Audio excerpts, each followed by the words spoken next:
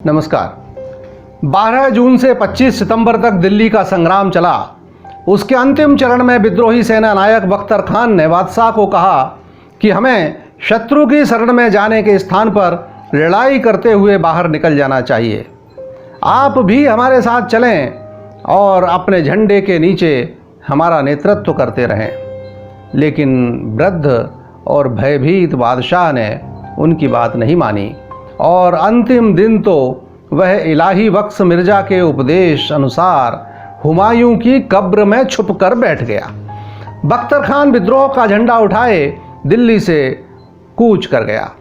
गद्दार इलाही बख्श ने तुरंत अंग्रेजों को सूचना दी और बादशाह गिरफ्तार कर लिए गए और तीनों शहजादों को निर्ममता पूर्वक हडसन ने गोली मारकर उनकी लाशें गिद्ध चील कौओं को खाने के लिए कोतवाली के सामने फेंक दी।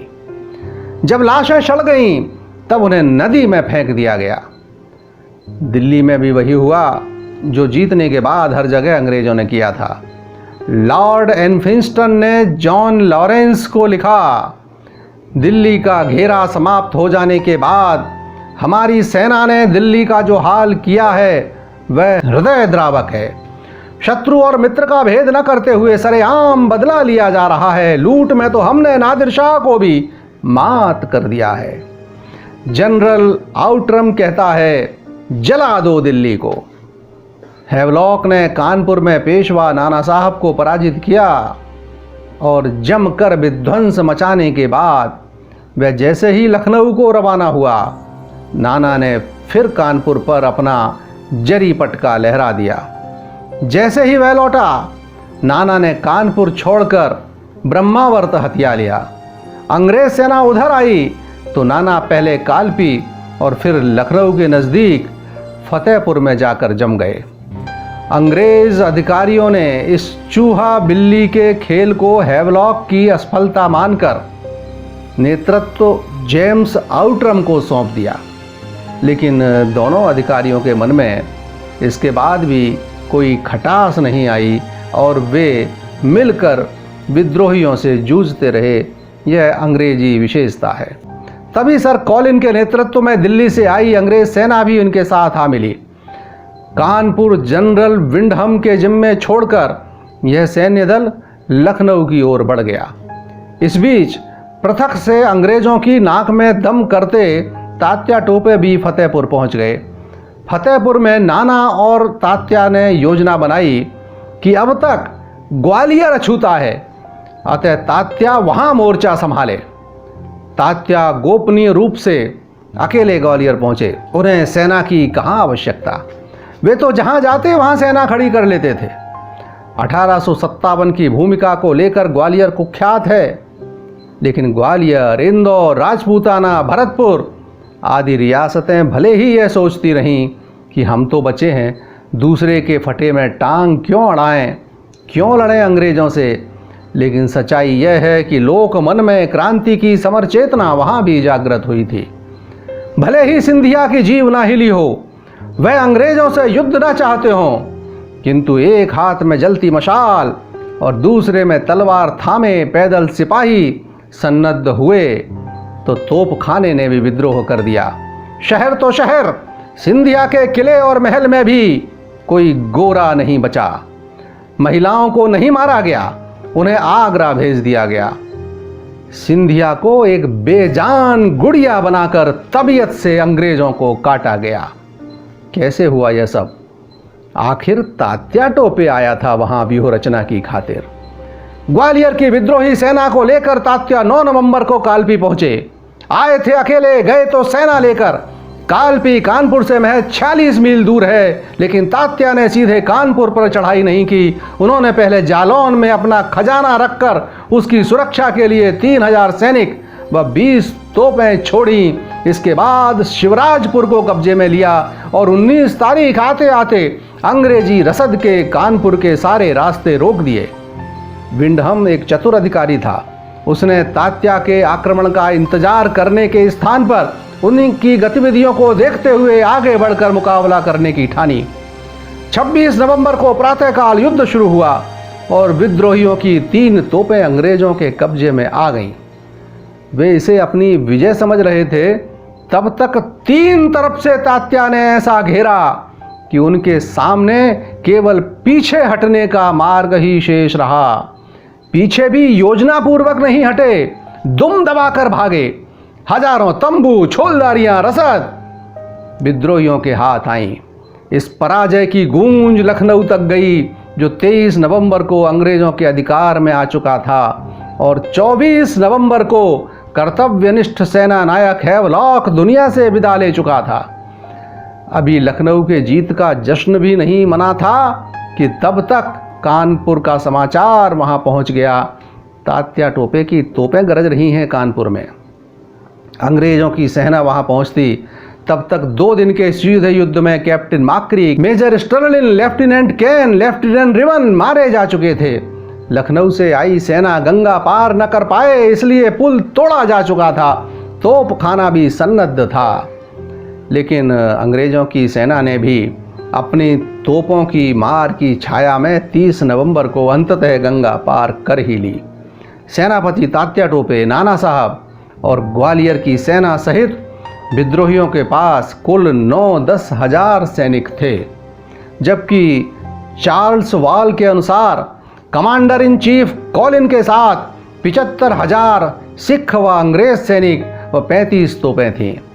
अंग्रेजों की इच्छा तात्या को ससैन्य समर्पण करने के लिए विवश करने की थी, इसलिए उन्होंने चारों तरफ से घेरा बनाया।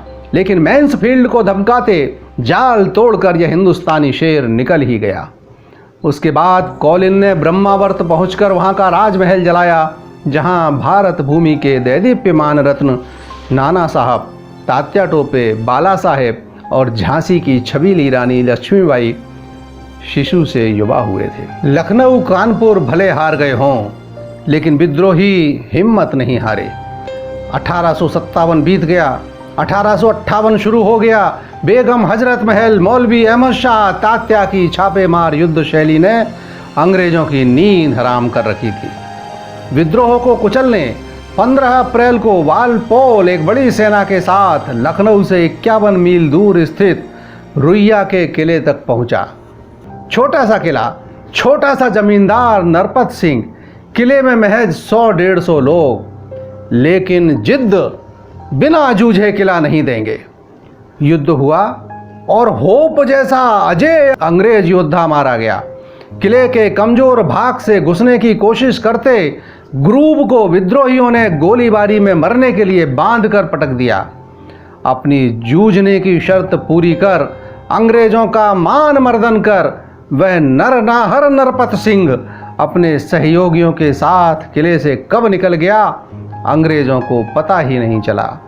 वे तो अपने सैकड़ों मृत साथियों का गम ही मनाते रह गए। बरेली पर अभी तक खान बहादुर खान का ही शासन चल रहा था। साथ ही सर कॉलिन को पता चला कि नाना और मौलवी अहमद शाह सहित सारे विद्रोही नेता शाहजहांपुर में इकट्ठे हैं। इन सब विद्रोहियों को एक साथ खत्म करने के लिए उसने व्यूह रचना की। 30 अप्रैल को उसने शाहजहांपुर पर धावा बोला, लेकिन नाना और मौलवी उसके जाल में नहीं फंसे, साफ निकल गए। लेकिन जाने के पहले उन्होंने सारे सरकारी भवनों को जमींदोज कर दिया ताकि कोई उनमें न रह सके। मजबूरन टेंट तंबुओं में 4 तोपें और अंग्रेजी सेना वहां छोड़कर उदास कॉलिन बरेली की तरफ बढ़ा।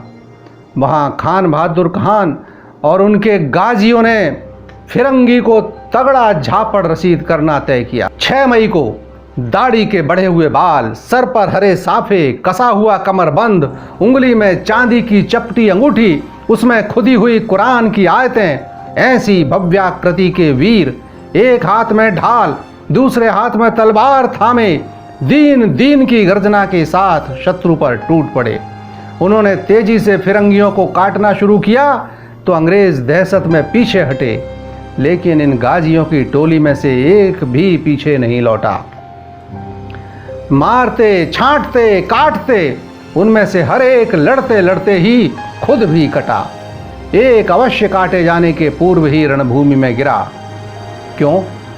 जैसे ही युद्ध थमने के बाद निरीक्षण करने के लिए कमांडर इन चीफ पास आया, मरने का नाटक करता वह योद्धा उठ खड़ा हुआ, लेकिन इसके पहले कि वह कोलिन को ख़त्म कर पाता, साथ चल रहे एक सिख सिपाही ने तत्काल उसका सर काट दिया।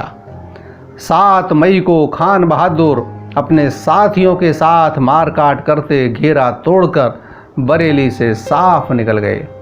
कॉलिन की योजना एक बार फिर यहाँ भी फेल हुई। बरेली में अंग्रेज सेना प्रवेश कर रही थी, तभी समाचार आया कि मौलवी ने शाहजहांपुर पर फिर धावा बोल दिया है। मौलवी ने शहर छोड़ते समय भवन इसीलिए गिराए थे ताकि सेना को कहीं आड़ न मिले।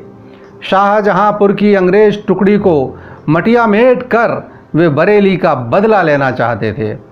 अगर उन्होंने हमला रात को किया होता तो सफलता असंदिग्ध थी, किंतु वे 4 मील पूर्व सुबह के इंतजार में रुक गए। तब तक जासूसों ने सूचना अंग्रेजों को दे दी और वे सावधान होकर जेल की चारदीवारी के अंदर हो गए। मौलवी ने शहर पर कब्जा कर तोपों से जेल पर गोले दागना शुरू किया। कोलिन बेहद खुश था। उसे लगा कि आखिरकार मछली जाल में फंस ही गई। वह आनन फानन में शाहजहांपुर पहुंचा और शहर को चारों ओर से घेर लिया। 11 मई से उस अकेले मौलवी और विशाल अंग्रेज सेना की भयंकर लड़ाई शुरू हो गई। यह समाचार सुनते ही उस लोकप्रिय मौलवी के समर्थन में 10 दिशाओं से झुंड के झुंड सेनानी वहां पहुंचने लगे। अवध की बेगम, मोहम्मदी का राजा मैयन साहब, दिल्ली का मिर्जा फिरोज शाह, पेशवा नाना साहब आदि की सेनाएं 14 मई तक मैदान में आ डटी। शिकारी खुद फंदे में फंस गया। अब वे आगे मौलवी को पकड़ने की कोशिश करते या पीछे से हो रहे प्रहारों को रोकते। नतीजा यह हुआ कि मौलवी एक बार फिर अपनी सेना के साथ जाल से निकल गए। अंग्रेजों ने अवध जीता तो मौलवी ने रोहेलखंड में हुकूमत चलाई। अंग्रेजों ने रोहेलखंड जीता तो मौलवी फिर अवध पहुंच गए। एक बार फिर विश्वासघाती के कारण हिंदुस्तानी तलवार की धार भौंथरी हुई। अवध में घुसने के बाद मौलवी को ध्यान में आया कि अवध और रोहेलखंड के बीच एक रियासत है पोवेन। उसका राजा अगर अपने पक्ष में हो जाए तो अंग्रेजों के विरुद्ध चल रहे संघर्ष को और बल मिलेगा। राजा को संदेश भेजा गया तो उसने मौलवी को मिलने बुलाया। जब मौलवी शहर की दीवार के पास पहुँचे तो देखा दरवाजे बंद हैं और वह मोटा सुंड मुसुंड राजा जगन्नाथ सिंह अपने भाई के साथ दीवार पर सशस्त्र लोगों के बीच खड़ा है। उन्होंने दीवार के नीचे खड़े होकर ही उस राजा को समझाया, मनाने की भरसक कोशिश की, लेकिन इसके बाद भी जब देखा कि वह नहीं मान रहा तब महावत को आदेश दिया कि दरवाज़ा तोड़ दिया जाए। लेकिन उसी समय राजा के भाई की बंदूक से चली गोली ने उस मौलवी अहमद शाह को शहीद कर दिया, जिसने कसम खाई थी कि भले ही सर्वस्व राख हो जाए, अपनी तलवार नीचे नहीं रखूंगा। एक हिंदुस्तानी कुलांगार ने यह पाप किया। उसका इतने पर भी मन नहीं भरा तो वह दोनों भाई जल्दी से नीचे आए और मौलवी का सर काट कर एक रुमाल में बांधकर दौड़ते हुए 13 मील दूर शाहजहांपुर पहुँचे और कॉलिन की खिदमत में यह अमूल्य नजराना पेश किया। और उसके बाद उत्तर भारत में अंग्रेज़ों के इस महान शत्रु का सर कोतवाली पर टांग दिया गया और उस पातकी राजा को 50,000 रुपये का इनाम दिया गया।